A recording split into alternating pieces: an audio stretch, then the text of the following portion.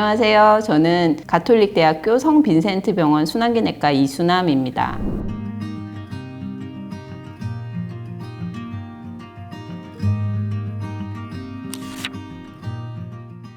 심장을 둘러싸는 혈관을 저희가 이제 관상동맥이라고 부르는데, 그래서 혈관의 단면을 보게 되면 이런 모양인데, 세월이 지남에 따라서 고지혈증 같은 것들이 있으신 분들은 이제 LDL 콜레스테롤이 이제 침착이 되게 되는 거예요. 그래서 동맥경화가 생기고, 동맥경화반이라고 해서 이렇게 얇은 막으로 잘 이제 둘러싸여져 있는데, 추운 계절이라든지 그리고 스트레스 뭐 이런 것들에 노출이 됐을 때 이런 동맥경화반이 터지면서 여기 안에 있던 찌꺼기들이 이렇게 나오면서 혈액 안에 있는 이제 혈소판하고 만나면 이제 피딱지 같은 것들이 생기거든요. 그러면 이게 피딱지가 혈관을 막게 되고, 그래서 이제 심근경색이 생기는 거죠. 그러면 영양소나 산소 공급이 안 되니까 근육이 결국 괴사되는 병이고요.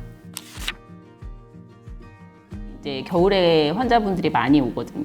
새벽에 가장 추워지잖아요. 차가운 공기를 만나게 되면은 혈관이 확 수축을 하거든요. 혈관이 흐르는 내경 자체가 이런 식으로 좁아지게 되는 거죠. 그러니까는 심근경색이 생길 수가 있는 거죠, 일시적으로. 새벽에는 솔직히 가장 춥기 때문에 나가셔서 운동하시는 거는 저는 별로 추천드리지 않아요. 이게 이제 심장질환이든 뇌질환이든 그때가 가장 잘 생기거든요. 겨울철에도 운동하실 때는 실내 운동을 권유드리고, 밖에서 나가셔서 하시고 싶어 하시는 분들은 햇빛이 있을 때 조금 나가셔서 운동하라고 말씀을 드리고요.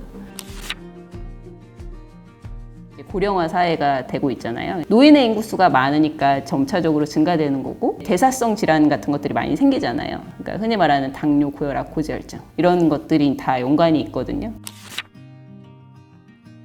지금까지 살면서 느껴보지 못한 극심한 흉통을 느끼죠. 특히 이제 나이가 젊을수록 되게 심하거든요. 그런 통증이. 특히 이제 50대 남자분들이 이제 호발하는 연령인데 그런 통증을 느끼게 되는 거죠. 연세가 많게 되면 조금 극심한 흉통이 다른 방향으로 표현되기도 해요. 명치가 아프다거나 체한 것 같다거나 이렇게 오인하시기도 하는데, 그래서 연령이 많으신 분들은 조금 주의 있게 봐야 돼요. 흉통을 유발하는 질환 중에 협심증, 심근경색은 한 30% 정도만 해당이 되고, 위식도 역류증이나 위염 같은 경우가 한 40%, 나머지 30%는 대상포진, 기흉, 폐렴 등등 차이는 있는데요. 그거를 구분하기는 좀 어려울 수도 있을 것 같아요. 역류성 식도염은 우리가 스트레스 받으면 타는 듯한 그런 통증이 좀 느껴지는데 막 식은땀이 나거나 이러진 않거든요. 근데 막 그 왼쪽 가슴이 극심하게 아프면서 터져버릴 것 같고, 그런 통증이 20분 이상 지속이 된다. 식은땀도 막 계속 난다. 그러면 이거는 심근경색 가능성이 있기 때문에 큰 병원에 오셔야 되죠. 119에 신고하는 게 가장 빠른 것 같고요. 특히 이제 이러신 환자분들이 있어요. 본인이 흉통이 있는데 자가용을 타시고 오시는 분들, 본인이 운전해서 오시는 것 되게 위험하다라고 생각하거든요. 119에 신고하시고, 만약에 이제 기저질환자라면 니트로글리세린이라고 해서 응급약을 가지고 계신 분들이 있기 때문에 그런 거 드시고 조금 기다리시는 게 좋으실 것 같아요. 되게 이게 질병의 코스가 굉장히 여러 가지가 있어가지고 측부혈관이 또 발달하는 사람들이 있거든요. 이게 서서히 막히면서 오른쪽에서 피를 주는 거죠. 그러면은 그때만 잠깐 아프고 그 뒤에는 또 괜찮아지실 수가 있어요. 하지만 그러면 여기는 만성 폐색병변이 되거든요. 막힌 지 오래되면은 또 뚫기가 쉽지가 않고, 병원을 꼭 빨리 방문하시는 걸 저는 추천을 드립니다. 심정지의 대부분, 한 80%는 심장 때문에 생겨요. 그러니까 20%는 뇌출혈, 다른 질환 때문에 생기시는 거고, 그래서 심장에서도 이제 심근경색도 있을 수 있고, 심근염, 폐동맥색전증, 대동맥 박리 등등의 다른 문제들이 있을 수는 있어요. 그런 심정지 환자분들이 오게 되면 심폐소생술을 하고 나서 그 본인의 심장 리듬이 돌아왔을 때 심전도를 찍거든요. 심근경색은 전형적인 심전도 모양이 있기 때문에 심전도에서 심근경색이 의심이 된다. 그러면 심장 초음파도 보고 저희가 이제 응급 시술을 하게 되는 거죠.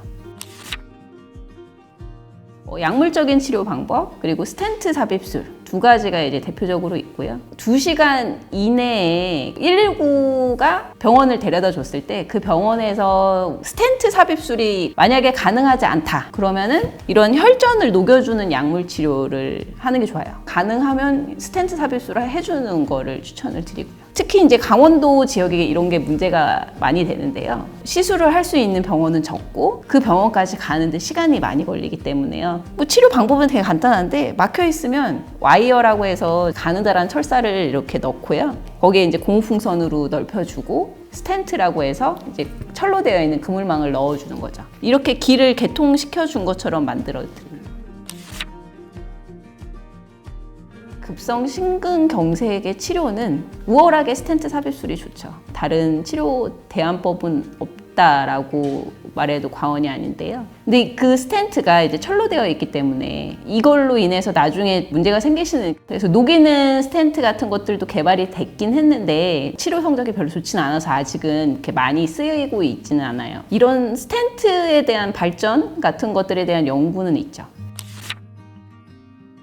저는 예방법 되게 중요하다고 생각해요. 생활 습관이 되게 중요하거든요. 만약에 심근경색이 일어났는데 그 사람이 흡연자다. 그럼 첫 번째 치료가 일단은 금연이에요. 금연을 잘 안 하시죠. 안 하는 이유 중은 되게 여러 가지가 있다라고 생각이 되는데 치료적으로 시술하는 것 자체가 별거 아닌 것처럼 환자분들은 느껴지시는 것 같아요. 1시간 안에 전신 마취도 아니고 부분 마취해야 하니까 아무렇지도 않다라고 생각하시는 거죠. 하지만 거의 죽을 뻔하다가 살아나신 걸 수도 있고 실제적으로 이것 때문에 돌아가시는 분들도 되게 많고 병원에 오시기도 전에 또 이제 예방할 수 있는 게 당뇨, 고혈압, 고지혈증과 같은 그런 만성질환 관리가 일단 중요하고요. 그 다음에 이제 적절한 체중을 유지하는 게 중요하다. 지속적인 운동. 요새는 또 신체 활동이라고도 되게 말을 많이 하는데요. 일주일에 중강도 신체 활동이면 150분 이상. 그 다음에 이제 고강도 신체 활동 같은 것들을 하시는 분들은 75분 이상을 하는 거를 추천을 드리고 기저질환이 있든 없든 간에 건강한 식습관을 가져라. 7시간에서 한 9시간 정도 적절한 수면을 가져라. 그리고 금연하셔라. 라고 이렇게 생활 습관을 강조하고 있습니다. 아직도 담배를 태우시고 계시다면 금연을 하시길 바라고요. 특히 이제 날씨가 추워졌기 때문에 찬바람은 좀 피하시는 게 좋습니다. 이제 목도리 꼭 하시고 모자 쓰시고 보온 꼭 신경 쓰시고요. 약은 빼먹지 않고 잘 드시는 게 중요할 것 같습니다.